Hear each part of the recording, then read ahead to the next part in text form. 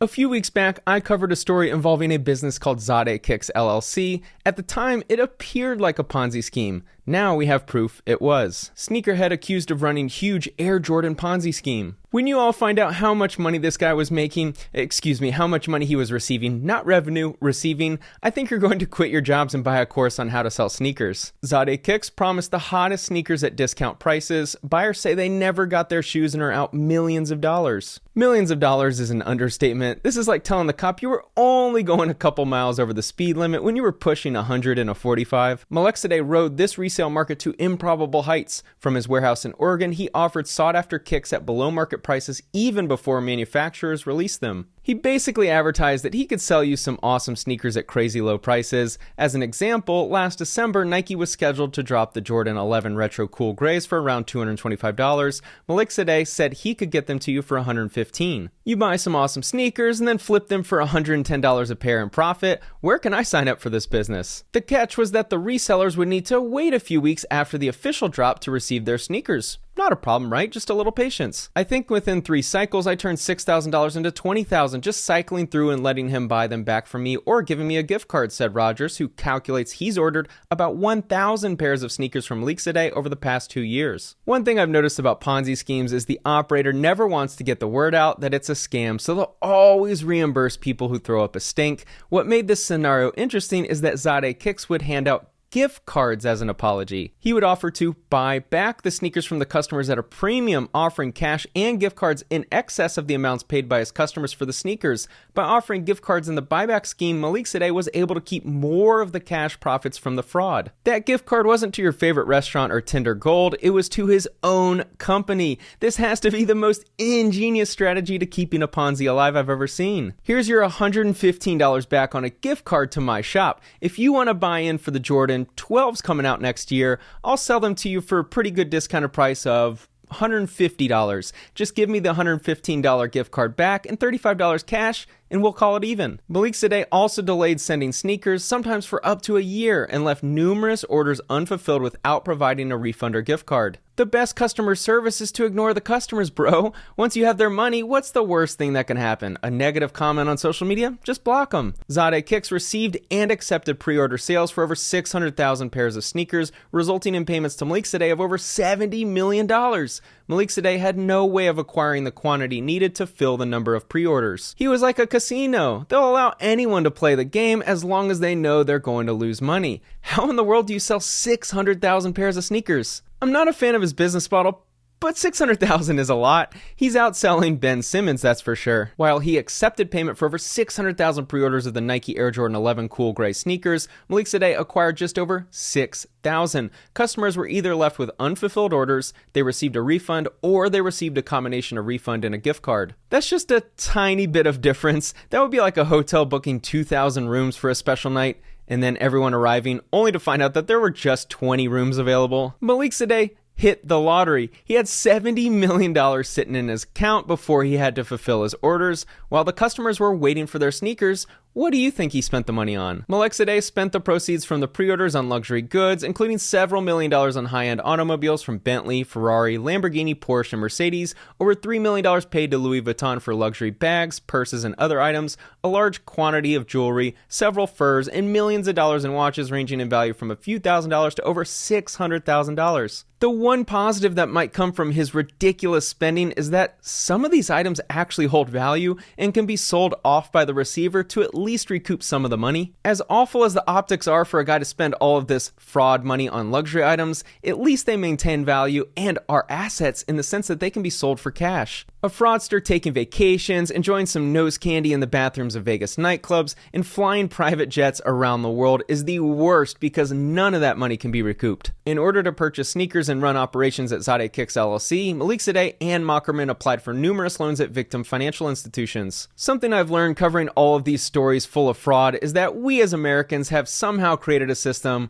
where screwing over someone for less than $10K will never lead to punishment. Screwing over someone for less than $100K might lead to a lawsuit, but no one wants that. But if you screw over a bank, it's like an energy from the heavens above descends down upon you and you will never escape. Every time I see someone screw a bank, it's a guarantee that they will receive the harshest penalty. In total, defendants submitted over 15 fraudulent loan applications, all of which contained false and altered financial information. Defendants received well over $15 million in loan funds from these applications. This is the charge that is the highlight of the case, it seems. If they are proven guilty to this charge, then I think the result is going to be really heavy punishment. And if the banks can't get their $15 million back, it's going to be a long time before these two defendants will be driving exotic sports cars again. What's happening now is a receiver who has been appointed by the court has met with Malik Zadeh and his counsel to game plan how to essentially make the situation as best for the victims. Once news hit of this business being fraudulent, there were enough threats and exposure to the business that the receiver entered into an agreement with a security vendor to provide 24-hour security to ensure the safety of all employees and personnel located at the warehouse, as well as to secure inventory. The receiver also installed security cameras at all locations. I remember when some of you were sending this story to me when news first broke, and I was worried for this dude's safety. The business address was all over Twitter, the police were getting called, and it seemed like it was about to be pandemonium. The federal government has taken custody of a number of Mr. Malik Zadeh's personal assets, including watches, jewelry, handbags, and approximately $6.1 million in cash. Unlike most Ponzi schemes, at least this one has tangible assets that can be returned to victims. The problem is that credit card companies and banks are involved, which probably means they're getting paid first. The receiver sent out an email after taking over and had received approximately 3,500 emails within one day. It was so bad that they had to hire another company just to handle emails and customer inquiries. The reason why that's a big deal is because these guys are getting paid. Who's paying them? The first money recouped from Malik Zadeh's business. Here's a short list of the known creditors. This adds up to around $20 million. My concern for the consumers who are out their money is that the first $20 million recouped is going to be returned to the list of creditors, who are banks. I'm assuming creditors get paid first and then the customers, because customers aren't exactly creditors, which sucks for the resellers because the chances of them getting anything, in my opinion, is pretty small. Here's the paragraph detailing the shoe inventory in Malik Zadeh's warehouse. 60,000 pairs of sneakers is no joke. If they all can be sold for $200 a piece, that's $12 million in cash. By all accounts, the sneakers are in great shape and, most importantly, are legit. Despite his ultimate failure, customers and industry watchers still wonder how Malik Zadeh sourced so many rare sneakers. The shoes appear to have been legit, not knockoffs. Even so, a review of counterfeit sneakers was among the first things to take place as soon as Malik Zadeh dissolved his company. In all of the court documents, there's been no mention of any sneakers being counterfeit. He had $3.1 million in cash at Chase, owed $1.4 million, so the receiver accepted the difference of $1.7 million. Having $3 million in cash in a bank account would be great, but I'd rather be broke and free than know I only have 16 months to enjoy it before the feds come knocking at my door. This next paragraph presents a really interesting dilemma. The receiver's forensic accounting will also identify any net winners and net losers. They're basically going to be analyzing who made money and who lost money. In most Ponzi schemes, everyone ultimately loses money, so they're all net losers. But in a situation where some people made money, should they have to return the proceeds? Here's the legal bill for May, $43,500. That's just the start. The receiver earns a great paycheck too. The receiver charged $86,000 for their company's work for the month of May, $76,000 after expenses. My concern for the victims in this is that the money is going to dry up really quickly. This court document indicates the hourly rates for the legal team handling this case are $7.95, $8.95, and $6.50. Given how much work is needed in this case, the legal bill alone is going to be massive. Here are the hourly rates for the receivership group, from $135 an hour all the way up to $495 an hour. Think of how much work they will be doing, going through the entire inventory of 60,000 sneakers, selling them,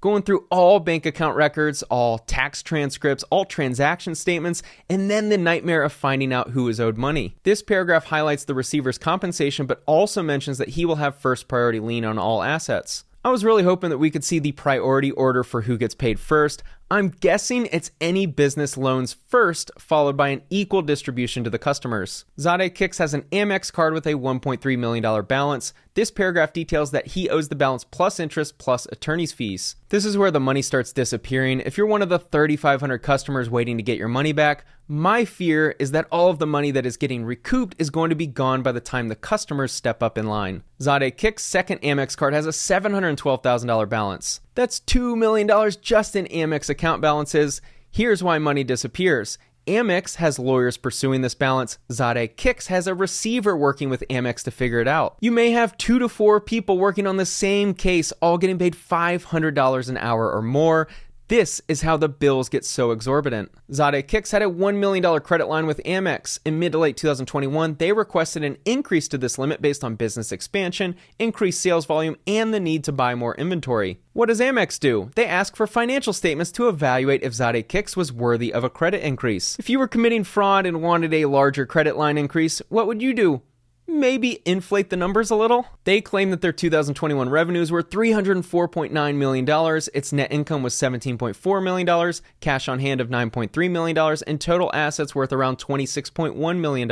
I think they were off on their numbers just a little bit, but to be fair, a Ponzi scheme has very high profit margins until you get caught. If you're the receiver and there's money left over for the customers awaiting orders that will never come, do you give back money in full to the first customers, or do you distribute the remaining funds evenly? What about people who made money from this scheme? Should they be forced to give back their profits so that the victims can recoup some of their losses? These are tough questions that will need to be answered. I'll be following this case as this was a massive Ponzi scheme in the shoe market. The shoe market! Who would have thought? Thanks for watching.